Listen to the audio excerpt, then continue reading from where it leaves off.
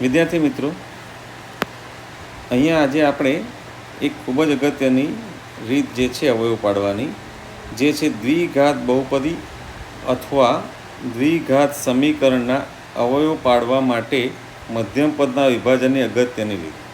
તો વિદ્યાર્થી મિત્રો, આ જે રીત છે એ ધોરણ 8માં પણ આવે છે, ધોરણ 9માં પણ આવે છે, ધોરણ 10માં પણ આવે છે. એટલે કે આ 3 ધોરણો માટે આ રીત ખૂબ જ અગત્યની છે અને આગળના ધોરણોમાં તો આ રીતે અવયવ પાડવાના તમારે ઓરલી કરવામાં આવે છે. તો આ ખૂબ જ અગત્યની રીત છે, જે ખૂબ જ સરળ છે. તો એ દરેક વિદ્યાર્થીને આવડવી જ જોઈએ. તો વિદ્યાર્થી મિત્રો, અહીંયા સર્વપ્રથમ આપણે સમજી લઈએ કે દ્વિઘાત બહુપદી એટલે શું. પછી આપણે સમજીશું દ્વિઘાત સમીકરણ કોને કહેવાય. તો દ્વિઘાત બહુપદી એને કહેવાય કે સપોઝ અહીંયા આપણને આ જે એક બહુપદી આપેલી છે. હવે આ જે બહુપદી છે એમાં આ 3 પદ છે, જેમાં આ પ્રથમ પદ છે, આ મધ્યમ પદ છે અને આ અચળ પદ છે. હવે અહીંયા આગળ આ જે 3 પદ છે એની અંદર ચલ x છે અને ત્રીજા પદમાં ચલ નથી, એટલે એને અચળ પદ કહેવામાં આવે છે. તો અહીંયા જે પ્રથમ પદ છે એમાં ચલની ઘાત 2 છે, બીજું જે પદ છે એમાં ચલની ઘાત 1 છે. તો અહીંયા આગળ આ 2 ચલની જે 2 ઘાત છે, પહેલા પદમાં ચલની ઘાત 2 છે, બીજા પદમાં ચલની ઘાત 1 છે. તો આ બંનેમાંથી ચલની જે મહત્તમ ઘાત હોય એને બહુપદીની ઘાત કહેવાય. એટલે અહીંયા એક્સની 2 ઘાત છે, અહીંયા એક્સની 1 ઘાત છે, જેમાંથી એક્સની 2 ઘાત એ મહત્તમ ઘાત છે. એટલે કે આ બહુપદીની ઘાત કેટલી થાય? 2 થાય. એટલે વિદ્યાર્થી મિત્રો, જે બહુપદીની ઘાત 2 હોય તેને દ્વિઘાત બહુપદી કહેવામાં આવે છે. એટલે દ્વિઘાત બહુપદી આપણે સમજ્યા કે કોને કહેવાય. હવે વિદ્યાર્થી મિત્રો, આ જે દ્વિઘાત બહુપદી લખી છે એની પાછળ હું ખાલી આટલું એડ કરી દઉં, ઇઝ ઇક્વલ ટુ 0. તો એ શું થઈ જાય? દ્વિઘાત સમીકરણ થઈ જાય. તો હવે વિદ્યાર્થી મિત્રો, તમને ખબર પડી ગઈ છે કે દ્વિઘાત બહુપદી એટલે શું અને દ્વિઘાત સમીકરણ એટલે શું. હવે વિદ્યાર્થી મિત્રો, આ રીતને મધ્યમ પદના વિભાજનની રીત કહેવામાં આવે છે. તો કેમ એને મધ્યમ પદના વિભાજન રીત કહેવામાં આવે છે?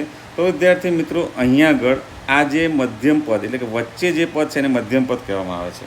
તો આ જે પદ છે એનું 2 પદ બનાવવામાં આવે છે. એના કેટલા પદ બનાવવામાં આવે છે? 2 પદ બનાવવામાં આવે છે. એટલે કે આ જે મધ્યમ પદનું વિભાજન, મધ્યમ પદ જે એક પદ છે એનું વિભાજન 2 પદમાં કરવામાં આવે છે. એટલે એને મધ્યમ પદના વિભાજનની રીત કહેવામાં આવે છે. તો વિદ્યાર્થી મિત્રો, આપણે જોઈએ કે આ મધ્યમ પદના વિભાજન રીતે આ જે બહુપદી આપણને આપેલી છે અથવા તો આ જે દ્વિઘાત સમીકરણ આપણને આપેલું છે એના અવયવો કેવી રીતે પાડી શકાય. તો વિદ્યાર્થી મિત્રો, એના અવયવો આપણે પાડવા માટે વ્યવસ્થિત રીતે આપણે સમજવું પડશે. તો સર્વપ્રથમ આપણે શરૂઆત કરીએ કે જુઓ વિદ્યાર્થી મિત્રો, અહીંયા આગળ જે આ પહેલું પદ હોય એની 2 ઘાત છે, બરાબર છે. હવે આપણે એની સાથે જોવાનું કે એની સાથે કોઈ સહગુણક છે? તો કે ભાઈ x² ની સાથે તો કંઈ છે નહીં. એટલે કંઈ ના હોય, x² ની સાથે કંઈ જ ના હોય તો એનો સહગુણક શું થાય? 1 થાય. તો આ જે સહગુણક મળ્યો, પહેલા પદનો જે સહગુણક હોય, કંઈ ના હોય તો આપણે 1 લેવાનો અને 1 સિવાય કોઈ પણ સંખ્યા આપેલી હોય તો એ સંખ્યા આપણે લેવાની. તો એ જે સહગુણક આપણને મળે એનો ગુણાકાર આપણે અચળ પદ સાથે કરવાનો. એટલે કે અહીંયા આગળ પહેલા પદનો સહગુણક છે +1, એનો ગુણાકાર આપણે કરવાનો છે. અચળ પદ છે +20. તો હવે વિદ્યાર્થી મિત્રો, આપણે જો પ્લસ ગુણ્યા પ્લસનો ગુણાકાર કરીશું તો પ્લસ આવશે, પ્લસ ગુણ્યા પ્લસ પ્લસ થાય, અને 1 ગુણ્યા 20 કરીશું તો 20 એકા 20. એટલે આપણો ફાઇનલ આન્સર આવ્યો +20. હવે વિદ્યાર્થી મિત્રો, આપણે 20ના એવા અવયવો પાડવાના છે કે એ બંનેનો અવયવોનો સરવાળો અથવા બાદબાકી -12 થાય. એટલે હવે વિદ્યાર્થી મિત્રો જુઓ કે અહીંયા આગળ આપણે 2 અવયવ પાડીએ, 10 દુ 20, 10 દુ 20, બરાબર છે. હવે આ 2 આપણને અવયવ મળ્યા.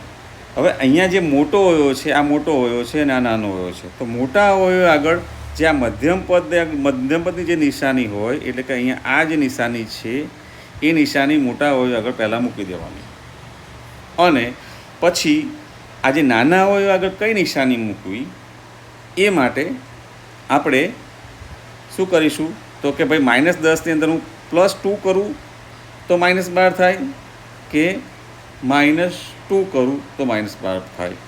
તો અહીંયા આગળ -2 આપણે મૂકવા પડે તો -12 થશે. બરાબર છે વિદ્યાર્થી મિત્રો. હવે વિદ્યાર્થી મિત્રો આપણે જોઈએ તો આપણને આ બે ફાઇનલ અવયવ મળી ગયા કે -10 અને -2. તો હવે વિદ્યાર્થી મિત્રો આપણે આ અવયવ કેવી રીતે પાડવાના એ આપણે લખી દઈએ. તો સર્વપ્રથમ જે પહેલા પદની અંદર જે સહગુણક 1 છે જે આપણને આપેલો નથી તો આપણે એ લખતા નથી, કારણ કે 1 ના લખીએ તો પણ 1 જ ગણાય. હવે x², હવે આપણે આ જે મધ્યમ પદ જે છે -12x એનું આપણે વિભાજન આ બે પદમાં કર્યું, આ બે પદની અંદર કર્યું.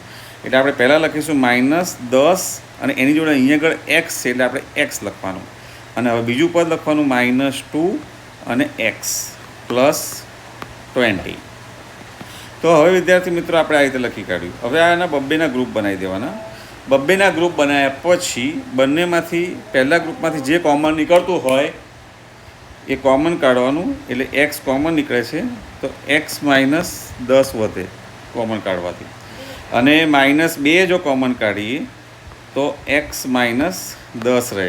કારણ કે જો વિદ્યાર્થી મિત્રો આપણે -2નો x સાથે ગુણાકાર કરીશું તો -2x આવશે, અને -2નો -10 સાથે ગુણાકાર કરીશું તો પ્લસ અને 2 × 10 એટલે 20. બરાબર છે વિદ્યાર્થી મિત્રો. તો હવે જ્યારે આપણે કોમન કાઢીએ પછી જે આ જે કૌંસમાં જે આપણને અવયવ મળે એ બંને સમાન મળવો જોઈએ. હવે વિદ્યાર્થી મિત્રો પહેલો અવયવ જે કોમન કાઢ્યો એનો અવયવ બનાવીશું x -2 અને બીજો અવયવ x -10 જે આપણને સરખો અવયવ મળ્યો છે એ લઈશું. તો વિદ્યાર્થી મિત્રો અહીંયા આગળ આપણને આ જે બે અવયવ મળ્યા x -2 અને x -10 એ આપણા દ્વિઘાત બહુપદીના માંગેલા અવયવ છે. તો આ રીતના આપણને બે અવયવ મળ્યા. હવે વિદ્યાર્થી મિત્રો આપણે આ એક બીજું ઉદાહરણ આવું લઈ અને આપણે સમજીએ કે એના અવયવ કેવી રીતે પડે. 15x² + 7x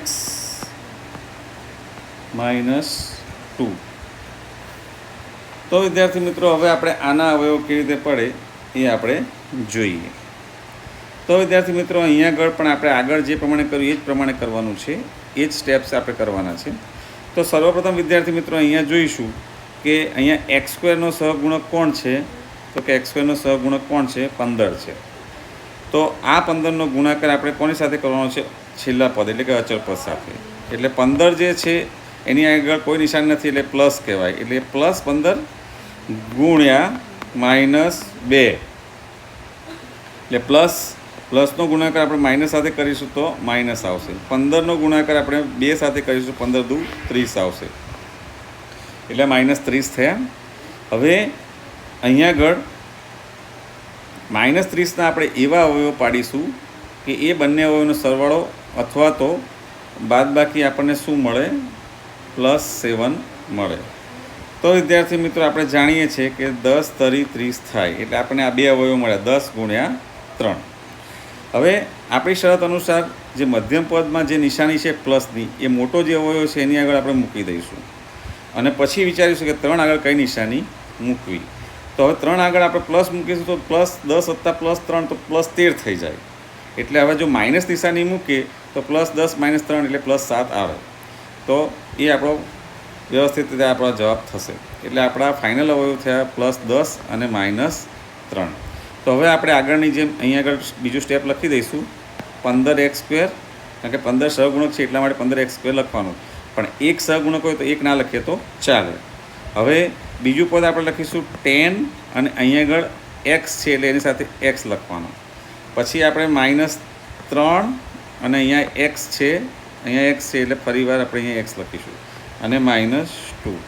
હવે બબ્બેનું ગ્રુપ બનાવી દઈએ. તો આ બબ્બેનું ગ્રુપ બનાવી દઉં. પછી પહેલા ગ્રુપમાંથી જે કોમન નીકળતું હોય કોમન કાઢી લઈએ તો આપણે જુઓ 5 તરી 15 થાય ને 5 તરી 15 થાય ને 5 દુ 10 થાય. તો બંનેમાં 5 કોમન છે એટલે 5 કોમન કાઢ્યો. અહીંયા x² છે અને અહીંયા x છે તો બંનેમાં એક x કોમન છે એટલે આપણે 5x કોમન કાઢ્યો. તો હવે 5 તરી 15 થાય છે, બરાબર છે. એટલે 5નો ગુણાકાર આપણે 3 સાથે કરીએ તો 5 તરી 15 થઈ ગયા અને xનો ગુણાકાર x સાથે કરીએ તો x થશે, બરાબર છે. હવે એટલે આ પહેલું પદ કમ્પ્લીટ થઈ ગયું, બરાબર. પ્લસ હવે 5 દુ 10 થાય એટલે અહીંયા આગળ 2 મૂકીશું અને એક્સ તો ઓલરેડી બહાર આપણે આ એક્સ તો ઓલરેડી બહાર આગળ આવી ગયો છે, એટલે આપણને આ રીતના કૌંસમાં કોમન કાઢ્યા બાદ કૌંસમાં આપણને 3x+2 મળ્યા. હવે વિદ્યાર્થી મિત્રો આપણે બીજા ગ્રુપમાં આપણે જોઈશું તો બંનેની અંદર માઇનસ કોમન છે, એટલે માઇનસ બહાર મૂકી દીધું અને પછી બીજું કાંઈ કોમન છે નહીં, એટલે માઇનસ કોમન આપણું નીકળ્યું. તો માઇનસ કોમન નીકળ્યું દેટ મીન્સ કે -1 કોમન નીકળ્યો અને 3x કૌંસમાં રહેશે અને માઇનસ ઓલરેડી -2ની આગળનું માઇનસ ઓલરેડી બહાર નીકળી ગયું છે, એટલે અહીંયા પણ પ્લસ રહેશે અને 2 થશે. હવે વિદ્યાર્થી મિત્રો અહીંયા જે કોમન કાઢ્યું એનો એક કૌંસ બનાવીશું, એટલે કે 5x - 1 અને આ બીજો જે કૌંસ આપણને સરખો મળ્યો છે એનો આપણો બીજો અવયવ થશે, તો 3x+2. તો વિદ્યાર્થી મિત્રો અહીંયા આગળ આપણને આ જે બે અવયવ મળ્યા એ આપણા માંગેલા અવયવ છે.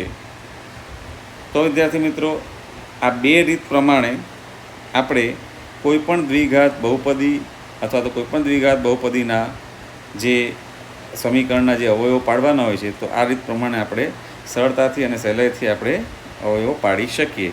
ફક્ત શરત એટલી છે કે આની વારંવાર પ્રેક્ટિસ કરી અને આ રીતનું તમે દૃઢીકરણ કરેલું હોવું જોઈએ.